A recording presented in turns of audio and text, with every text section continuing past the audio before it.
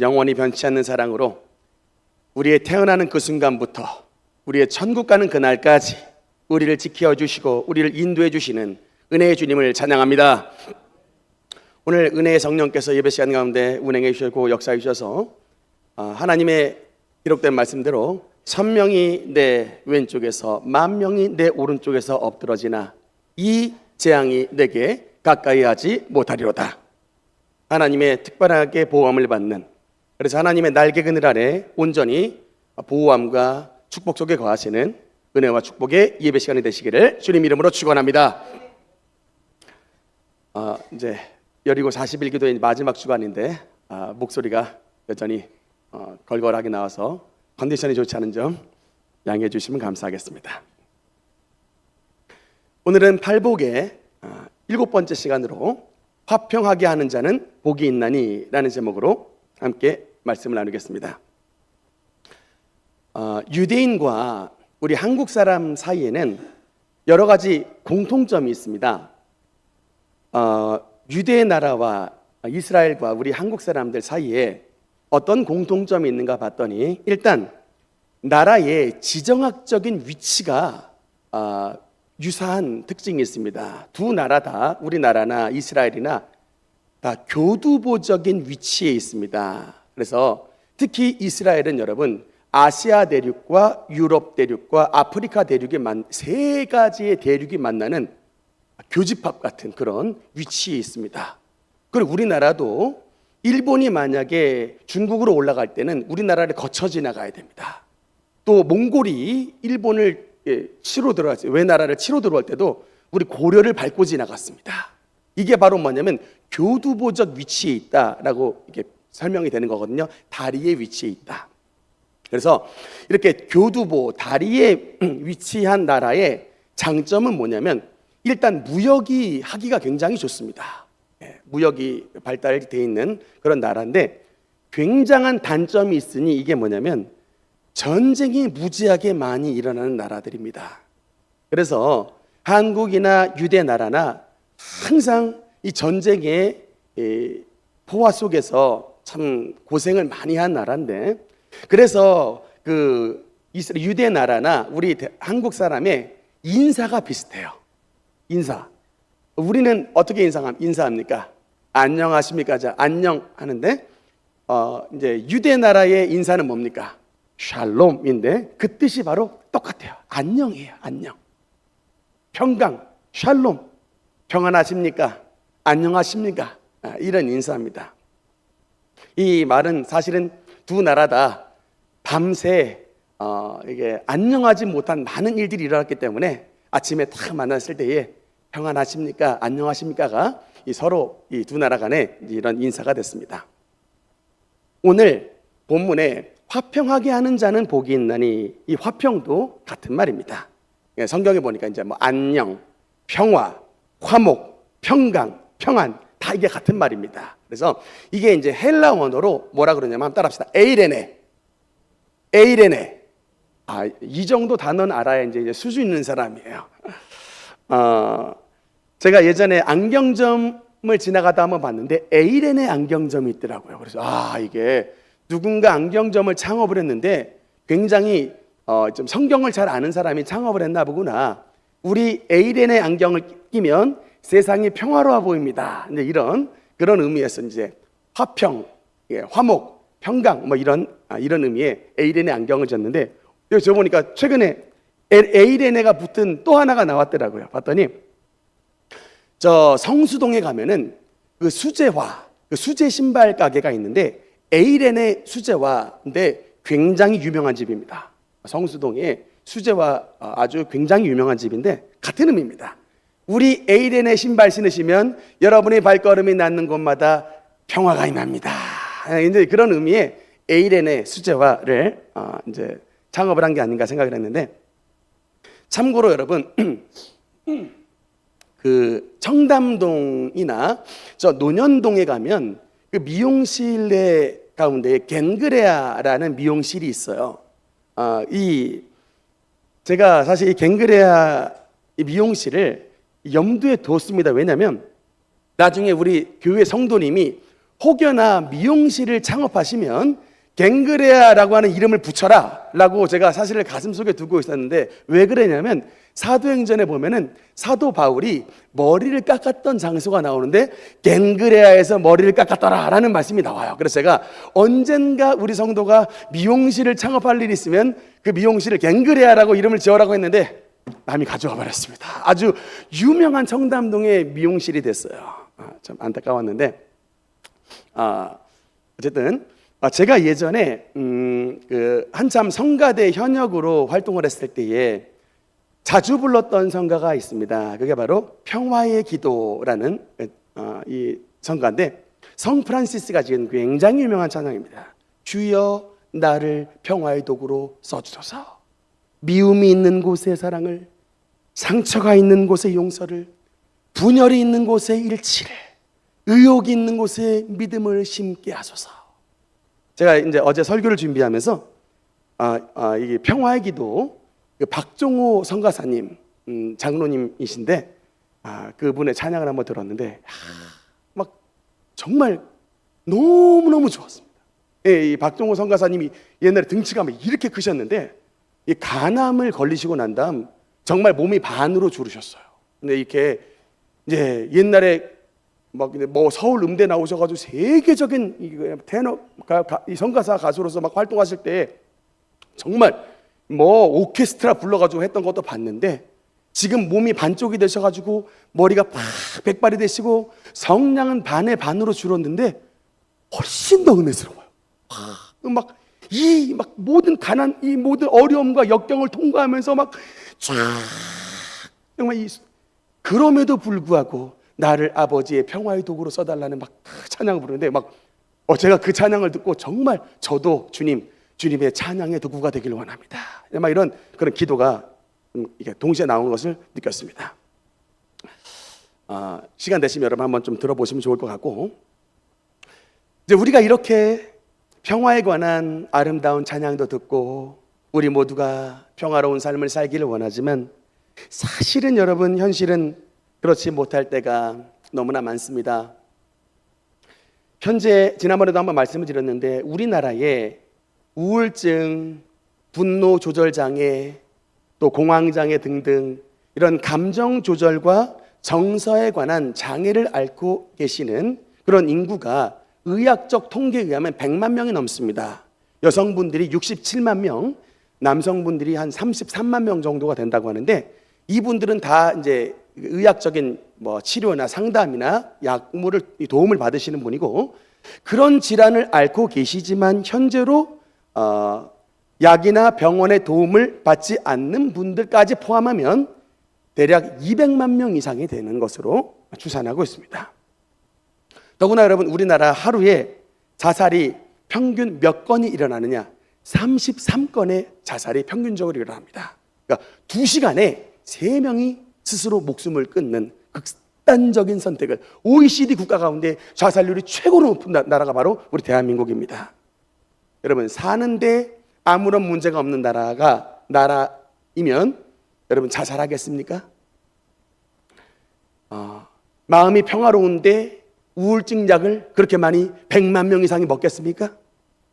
이게 그래서 참 평화로운 삶을 살고 싶지만 현실은 그렇지 못한 게 우리의 현실입니다. 혹여 여러분의 가정 가운데 목사님, 저희 가정은 완전히 에덴입니다, 완전히 완벽한 평안을 누리고 있습니다, 혹시 이런 분 있으시면 눈을 한번 찡긋 한번 해주세요. 제가 이삿짐 싸가지고 거리로 이사 가려고. 그렇지 못하죠. 이게 참으로도 사랑으로 시작했지만 어느새 왼수가 돼 있고, 참 이게 우리의 오늘날의 가정의 모습이고, 또 여러분 교회는 어떻습니까? 여러분 이게 오늘날 교회 참 여러 가지 문제인데, 여러분 사실 평강은 우리가 왜 평화로운 삶을 살아가야 되냐면, 일단 이 평안이 무엇보다도 우리 하나님 아버지의 뜻입니다. 여러분 일단 민수기 6장의 말씀에 보면 우리 24절부터 26절까지 한번 천천히 읽어보겠습니다. 시작. 여호와는 내게 복을 주시고 너를 지키시길 원하며 여호와는 그의 얼굴을 내게 비치사 은혜 베푸시기를 원하며 여호와는 그 얼굴을 내게로 향하여 드사 평강 주시기를 원하노라 할지니라. 아멘. 여러분, 이게 그 유명한 아론 대제사장의 축복문입니다. 축복기도입니다. 세 가지로 요약을 할 수 있습니다.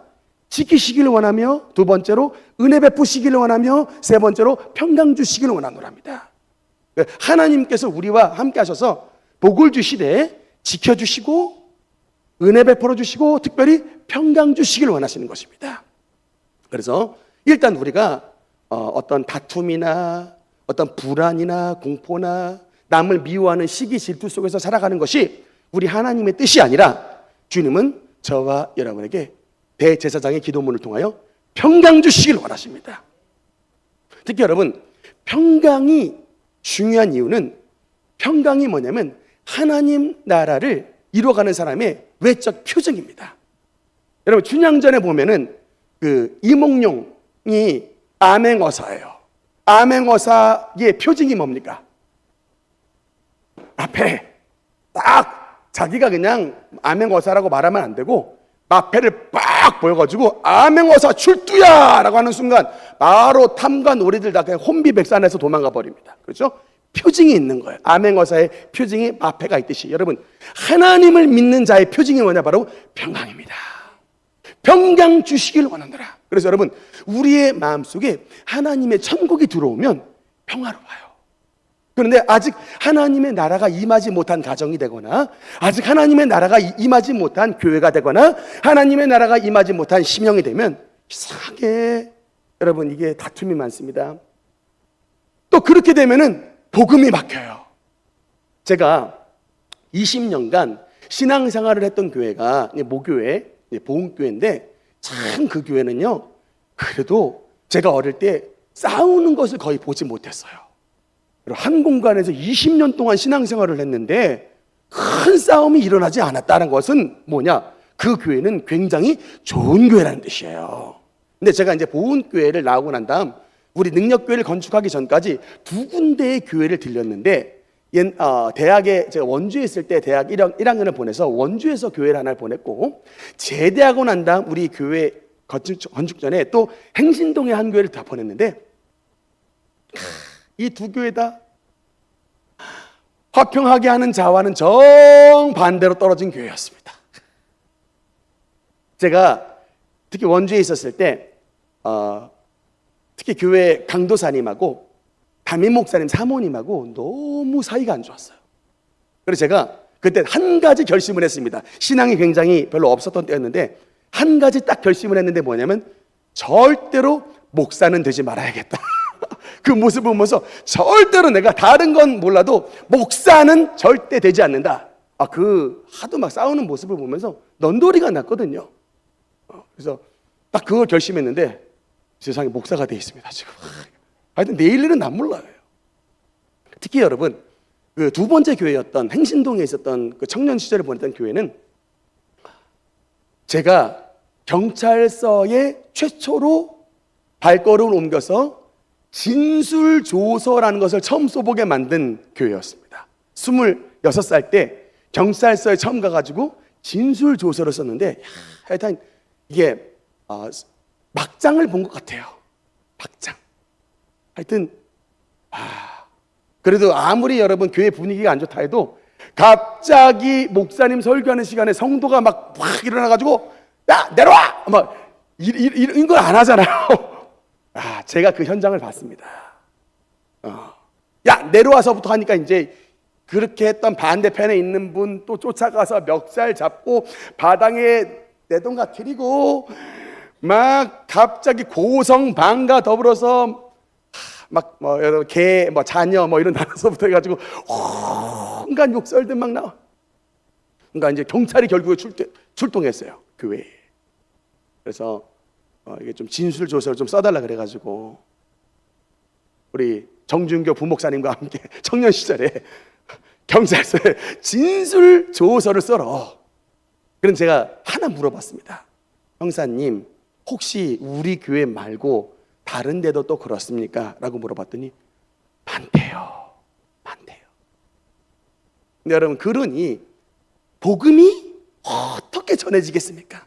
그런 모습을 보고 어떻게 예수 믿으세요 라고 하는 말이 나오겠습니까? 여러분, 싸우면 복음의 문은 닫히는 거예요. 이걸 꼭 아셔야 돼요. 화평이 왜 중요하냐? 왜 주님은 우리에게 7번째 덕목으로 화평하게 하는 자는 복이 있나니 그들이 하나님의 아들이라 일컬음을 받을 것이며 라고 하는 위대한 축복을 받게 하는 자가 됐냐? 여러분, 이 화평을 통하여 하나님의 천국의 문이 열리기 때문입니다. 복음의 문이 열려지는 거예요. 반대로 말하면, 다투면, 싸우면 복음의 문은 닫혀버립니다. 절대 여러분, 예수 믿으라는 말이 나오지가 않게 되는 것입니다. 하나님의 평강을 누려야 되는 우리가 왜 이렇게 지금 하나님의 평화롭지 못하는 삶을 살고 있느냐? 우리가 다 평화롭고 싶잖아요. 그런데 왜 평강을 누리지 못하는 삶을 사느냐? 이 질문이 굉장히 중요한데, 우리 총신대학교 신학과 신학대학원의 교수님 가운데 김지찬 교수님이라는 분이 계세요. 굉장히 세계적으로 유명한 아주 구약학의 거두에 해당된 교수님이신데, 그분이 쓴 책 가운데 책 제목이 뭐냐면 엔 샬롬 교향곡이에요. 굉장히 명저예요. 왜냐하면 사사기를 푸는데 그 사사기 푸는 것을 교향곡하고 맞춰서 갔어요. 막 코다, 그러니까 음악의 용어를 사사기로 풀었다니까요. 그래서 이분은 교향곡과 사사기 내용을 탁 맞춰가지고 어떻게 이런 용어로 기가 막히게 푸셨는지 참 제가 과연 세계적인 학자는 뭔가 좀 다르다라고 깜짝 놀랐는데, 엔샬롬이라는 뜻이 뭐냐면 샬롬을 잃어버렸다는 뜻이에요. 샬롬은 이게 평강인데 엔이라는 말은 반대어예요. 샬롬을 잃어버린 상태가 됐다. 그게 뭐냐면 사사기에 대한 말씀이에요. 왜 사사시대는 하나님의 샬롬을 잃어버린 땅이 되었는가에 대한 이렇게 쫙 풀이된 말씀인데, 한마디로 말하면 간단합니다. 여러분, 왜 인간이 하나님이 주신 평강을 잃어버리고 엔샬롬 교향곡을 부르는 이런 참 비참한 상태에 떨어지게 됐느냐라고 했을 때 바로 하나님을 잊어버렸기 때문에 그래요. 하나님을 잊어버렸다. 사사기를 나중에 여러분 읽어보시면 알지만 모든 그 재앙의 출발점이 뭐냐면 하나님의 분노예요. 그런데 왜 하나님이 분노하시느냐? 하나님의 백성이 하나님을 잊어버리니까 그런 거예요. 여러분, 이게 사사기의 이야기입니까? 사사기만의 이야기입니까? 오늘날 대한민국의 이야기예요. 여러분, 거기 보면 다음 세대가 아니라 다른 세대라는 단어가 나와요. 사사기에. 여호와의 백성이 다른 세대가 되었더라. 여호와를 알지 못하는 다른 세대가 되었더라. 여호와를 잊어버린 세대가 되었더라요. 거기서부터 뭐가 출발하느냐? 엔샬롬이 시작되는 것입니다. 그래서 여러분, 우리가 하나님의 평강을 회복하기 위한 첫걸음이 뭐냐? 다시금 하나님을 기억하는 거예요. 하나님의 처소에 나오는 것입니다. 하나님의 말씀으로 심령을 녹여내는 것입니다. 우리의 심령 가운데 하나님의 평강을 누리는 삶을 살아가기 위해서는 하나님을 기억하는 삶을 살아가야 된다. 특히 여러분, 우리의 삶 가운데 하나님의 평강을 누리는, 하나님의 평강을 전파하는 삶을 살아가려면 특히 우리가 기억해야 되는 덕목이 뭐냐면, 따라합시다. 언어의 화평을 누리라. 조금 다시 한번, 언어의 화평을 누리라. 여러분, 잠언 15장 1절 말씀, 잠언 15장 1절 한번 같이 읽겠습니다. 시작. 유순한 대답은 분노를 쉬게 하여도. 아멘. 여러분, 사실은 오늘 그 마태복음 5장 9절의 말씀은 조금 화평에 대한 말씀이 그냥 말씀이 아니라 화평한 자는 복이 있나니가 아니에요. 뭐냐면 화평하게 하는 자는입니다. 피스 메이커예요. 그러니까 이게 뭐냐면 지금 나만 태평하게 살아서 주시는 은혜, 그게 하나님의 아들이라 일컬음을 받는다는 의미가 아니라 여러분이 삶을 살아가는 그 현장 속에 하나님의 평강, 주님의 화평을 만드는 자에게 복이 있나니 그들이 하나님의 아들이라 일컬음을 받을 것이라고 말씀하고 있습니다. 그래서 여러분, 우리가 우리의 삶을 사는, 우리의 발걸음이 닿는 곳에 주님의 평강을 이루려면요, 일단 우리의 입술에, 언어에 화평을 이루어야 됩니다. 잠언 15장 1절에 보니까 유순한 대답은 분노를 쉬게 하지만 과격한 말은 노를 격동한다 라고 하고 있습니다. 피스메이커로 삶을 살아가기 위한 첫 번째 지침, 입에 주님의 평강을 담아야 되는 거예요. 사실은 여러분, 교회 안에서 일어나는 거의 80%의 문제는 어디서 시작하느냐? 목사님 설교 지루하다? 여러분 기도 못한다? 재미없다? 이거 여러분 다 둘째 문제예요. 제가 여지껏 체험했는데 절대로 목사님 설교 못한다고 교회 쉽게 떠나가질 않아요. 교회 기도 능력 약하다고 교회 쉽게 버리지 않아요. 근데 성도가 여기 나 떠날래 라고 딱 결정하는 마음 짓는 때가 있으니 말로 상처받았을 때예요. 그거는 거의 그냥 궁뎅이를 빡 뜨게 만들어버려요. 그만큼 여러분, 입술은 중요합니다. 그래서 여러분, 성경이 말하잖아요. 유순한 말은 우리의 분노를 쉬게 하고 우리를 평안하게 하지만 내가 열받는 말 팍 해버리면 바로 노격동해서 바로 교회를 떠나게 만들고 그 자리에 샬롬이 아니라 엔샬롬이 임하게 되게 되는 것입니다. 불화가 나타나요. 여러분, 그래서 참 우리가 신앙생활을 정말 잘하는 것은 뭐냐면 입술에 평화를 머금는 거예요. 그러니까 입을 참 조심해야 되는 것입니다. 여러분, 어떻게 하면 우리가 우리의 입술을 조심할 수 있을까? 딱 이 생각 한 번만 하시면 돼요. 말하기 직전 내가 이 말하면 상대방의 감정이 어떨까? 라고 한 번만 생각해 주시면 돼요. 내가 딱 이게 어떤 화가 나든지 뭔가 좀 보이든지 뭔가 좀 지적을 하고 싶은데 딱 그 하기 직전에 한 번만 머리에 필터를 한번 거치면 됩니다. 내가 이 말을 했을 때 저 사람의 마음이 어떨까? 괜찮을 것 같아요. 그러면 하시면 됩니다. 근데 딱 봤을 때 뭔가 좀 가슴에 남을 것 같잖아요. 그러면 그냥 한번 넘겨주세요. 침 한번 꿀떡 삼키고 한번 화도 낼 수 있지만 좀 바른 말 할 수 있지만 한번 넘겨주십시오. 그리고 반대로 그 상황에 조금 유순하게 말씀해 보세요. 말씀하잖아요. 잠언 15장에 1절에 유순한 대답은 분노를 쉬게 했다. 여러분, 그 기드온이 에브라임 지파와 기드온이 므낫세 지파 출신인데 에브라임 지파가 시비를 걸어왔습니다. 왜냐하면 에브라임 지파가 강력한 지파고 므낫세 지파는 약한 지파인데 므낫세 지파의 기드온이 300용사 가지고 미디안 대군을 격파시켜 버리니까 에브라임 지파가 딱 질투가 났습니다. 근데 싸움을 걸어오는 때에 이때 기드온이 뭐라고 말하냐면 아비에셀의 만물 포도가 오브라의 끝물 포도보다 낫지 않냐.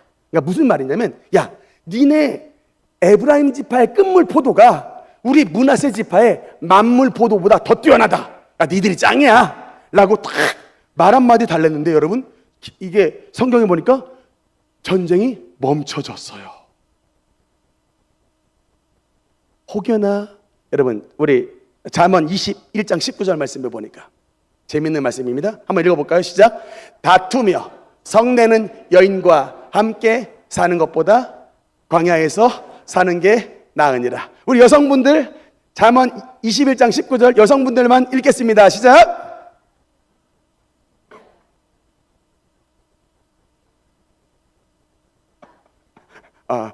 웃고 계시네.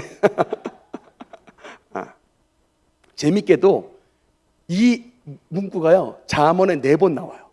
다투는 여인과 사는 것보다 광야에서 혼자 사는 게 낫다고 4번을 말합니다. 우리 능력교회 성도님들의 가정은 아닐 줄 믿습니다. 아멘이죠? 네. 여러분의 가정에 평강이 임하려면 일단 언어 습관서부터 바꾸셔야 돼요. 이거는 사실 여인이라고 말을 나왔지만 다 마찬가지입니다. 여인이든 남편이든 자식이든 간에 일단은 말을 곱게 해야 돼요. 가는 말이 고와야 오는 말이 고운 것입니다.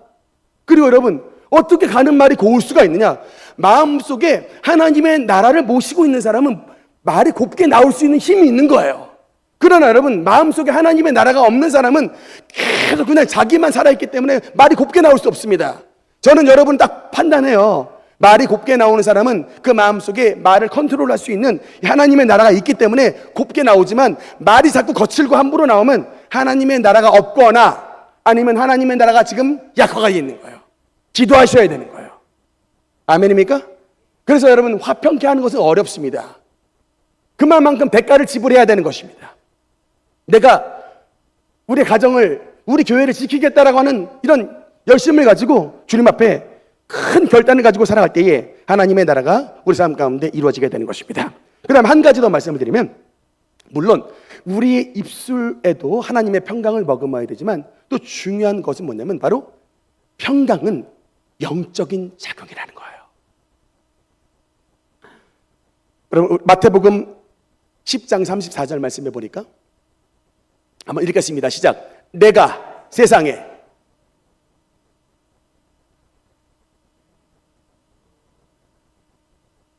여러분, 예수님께서 하신 말씀이에요. 마태복음 10장 34절에 다시 한번, 내가 세상에 화평을 주러 온 줄로 생각하지 말라.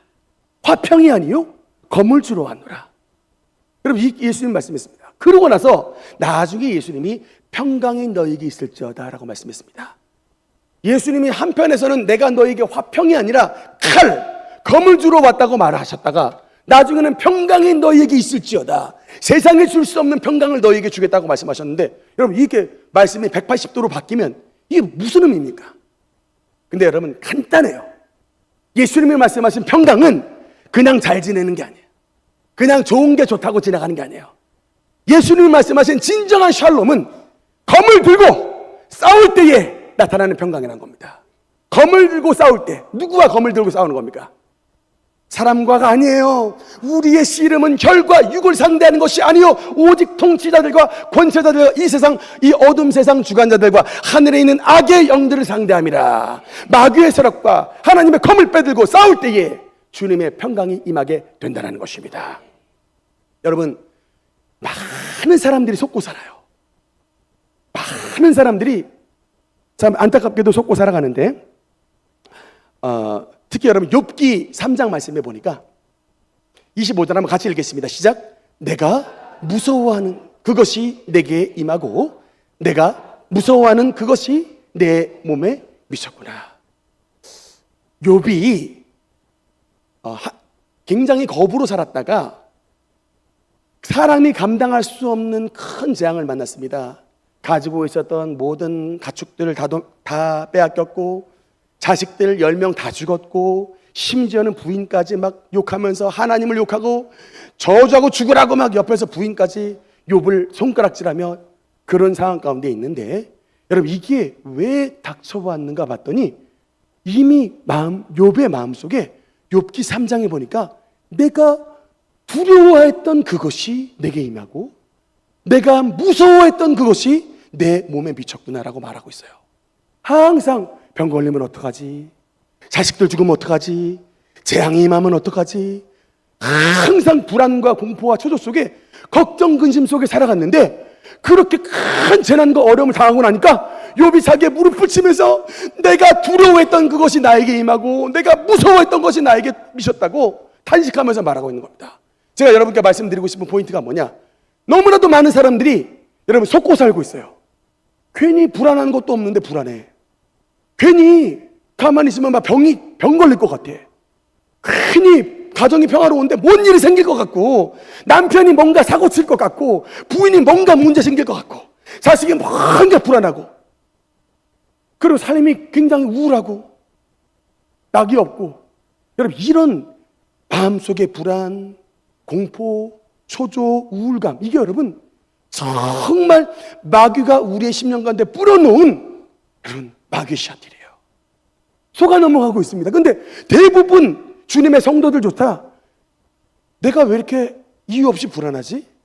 내가 왜 이렇게 이유 없이 우리 가정은 맨날 싸우지? 이렇게 별거 아닌 건데 우리가 맨날 부부들 맨날 싸우지? 그냥 그러고 넘어가 버려요. 굉장히 많은 성도가 영적인 무지함으로 말미암아 속고 있습니다. 하나님은 우리를 지켜주시고 우리에게 은혜 베풀어 주시고 우리에게 평강 주시기를 원하시는 게 우리 하나님의 뜻인데, 내 마음은 불안하고 내 마음은 우울하고 내 마음은 공포스럽고 내 마음은 낙이 없고 도대체 하나님을 믿는 기쁨을 모르고 살아가는 그 마음 상태, 그게 바로 지금 우리가 속고 있는 거예요. 속고 있는 겁니다. 그래서 주님은 말씀합니다. 내가 너에게 화평을 주러 온 것으로 생각하지 말라. 화평이 아니요 검을 주러 왔다고 말합니다. 하나님의 검을 우리의 심령 가운데 대기를 원하시는 거예요. 우리의 심령에 있는 우울함들, 우리의 심령에 있는 공포들, 불안함들, 남들 미워하는 마음들, 다투는 심령들 그대로 두지 말고 주님께서 성령의 검으로, 성령의 불로 쫓아내기를 원하시는 것입니다. 이렇게 쫓아내야 주님께서 말씀하시는 진정한 평강이 마음속에 들어오는 거예요. 여러분, 정신건강의학과, 상담가 교수 100번 만나보세요. 절대로 잡히지 않습니다. 그들은 우리에게 처방약을 주는데 한마디로 말하자면 완화제예요. 신경 안정제입니다. 우울한 심정을 조금 낮추고, 그러니까 텐션을 조금 줄여주는 것에 불과하지 근본적인 우울함들을 뽑아내지 못한다니까요. 그러니까 뭐냐? 여러분, 이걸 의문을 가져야 돼요. 내가 지금 왜 우울하지? 우리 가족은 왜 맨날 싸우지? 이거 하나님의 뜻이 아닐 텐데. 여기서부터 의문을 가지고 들어가서 병균이, 바이러스가 침투하여 나에게 병을 가져온 것처럼 영적인 바이러스가, 영적인 질병이 우리 심령과 가정에 침투하여 나를 우울하게 하는구나. 우리 가정을 싸우게 하는구나.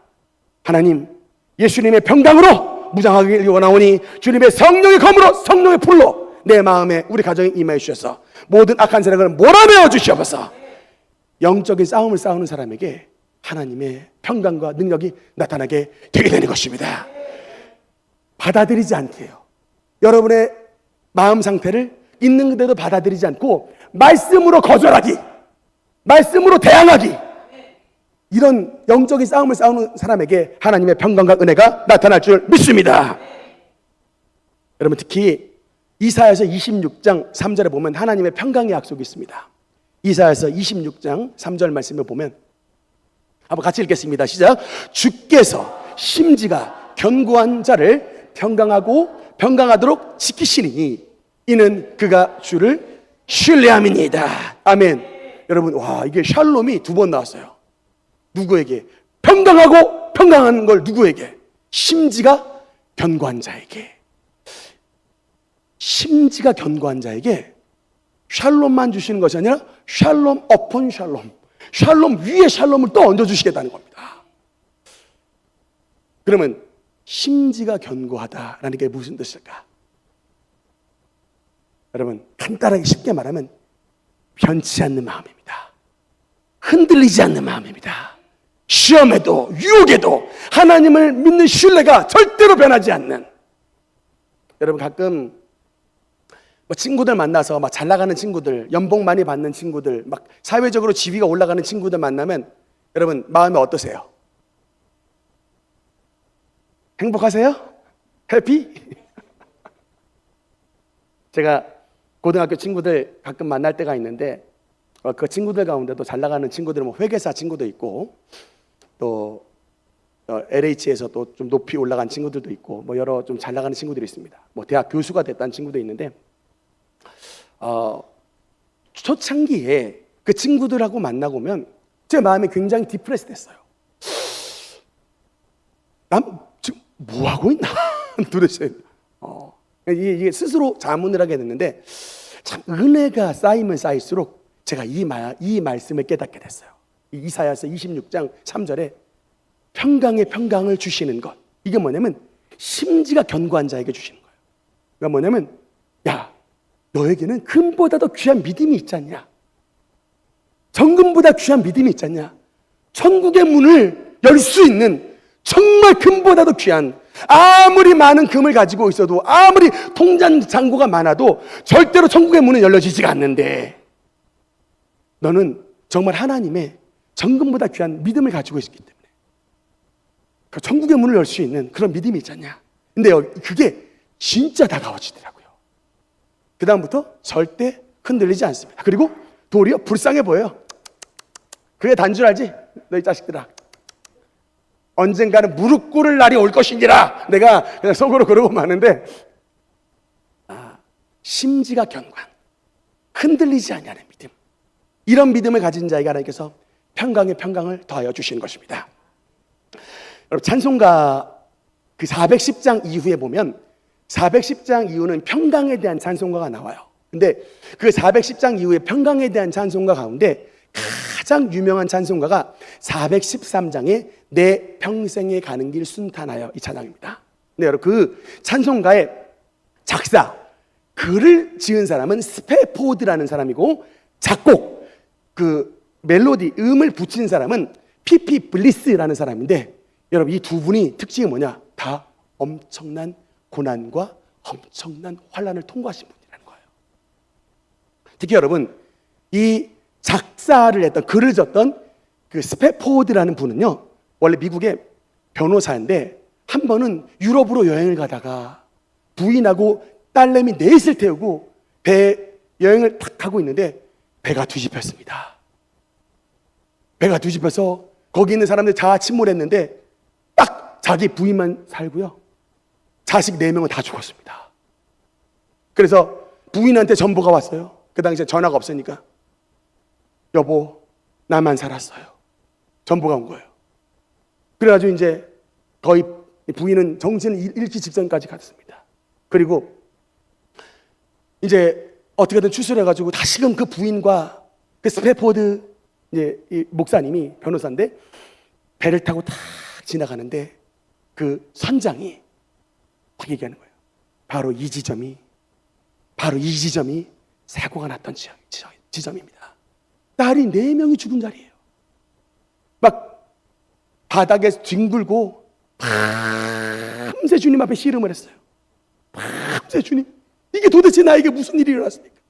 왜 나에게 이런 고난을 주십니까? 그래서 그 사람의 별명이 20세기 욥이에요. 스페포드라는 분이 막 불도 나고 하여튼 막 수많은 환난과 어려움을 당했는데, 결국에는 그러고 나서 아침에 탁 해가 떠오르는데 하나님의 영감이 쫙 비춰오더랍니다. 그리고 영감을 받아가지고 이제 글을 쓰는데 포인트가 뭐였냐? 4절의 말씀이 여러분 포인트예요. 저 공중에 구름이 일어나며 큰 나팔 소리 울려날 때에 주 오셔서 세상을 심판해도 나의 영혼은 겁없으리. 이런 어려움과 고난을 이겨낼 수 있었던 가장 큰 원동력이 뭐냐면, 비록 내 딸내미들 이렇게 어릴 때에, 이 어릴 때에 하나님 앞에 부름을 받았지만 그 마음속에 하나 확신을 가졌던 것은 뭐냐면, 주 예수님께서 이 땅 가운데 다시 오셔서 세상을 심판하셨을 그때에 나의 사랑하는 자식들과 우리들은 주님의 옆에 서서 절대로 세상의 심판을 당하는 자가 아니라 주님과 함께 세상을 심판하며 하나님의 영광의 보좌와 함께 앉을 수 있는 하나님의 굳건한 믿음의 사람이 됐다라는 그런 확신을 가지고 이런 모든 어려움을 이겨냈던 것입니다. 그리고 그 찬송가를 썼던 여러분 피피 블리스라는 사람은 사실은 우리 가지고 있는 찬송가에 가장 많은 곡을 쓴 사람이에요. 피피 블리스가. 근데 여러분 그분이 지난번 미국 대각성운동의 3차 대각성운동의 주역이었던 무디 목사님의 찬송가 동역자였습니다. 무디 목사님의 집회가 있는 날이었어요. 무디 목사님의 집회가 있는 날 기차를 타고 가는데, 그때 당시도 미국도 부실 공사가 많았나 봅니다. 철교가 무너졌어요. 지나가던 기차에 1000명 이상이 탔던 1400명이 탔던 기차에 철교가 붕괴가 돼가지고 900명이 죽었어요.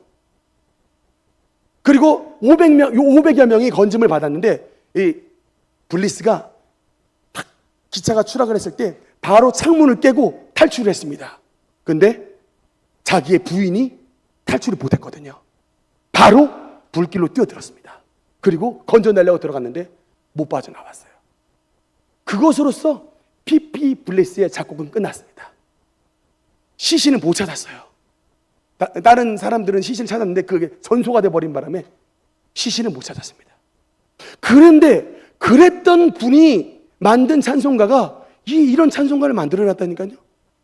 천국을 향한 찬송. 그래요 여러분, 찬송가에 그 천국에 대한 찬송을 제일 많이 지으신 분이 피피 블레스예요. 제가 이것을 보면서 그분이 몇 살에 돌아가셨느냐? 39살에 돌아가셨습니다. 기차 사고로. 몇 살에 죽느냐가 중요한 게 아닌 것 같아요. 30대 말에 돌아가셨어도 찬송가의 세상에 가장 주옥 같은 많은 곡을 남기신 분이 피피 블레스예요. 근데 여러분 80을 90을 100살을 살아가는데도 하나님 앞에 아무것도 안 남기고 가는 모습이, 세상에 한번 피스메이커 한번 못하고 가는 우리들의 모습들, 대조적이지 않습니까? 결론의 말씀입니다.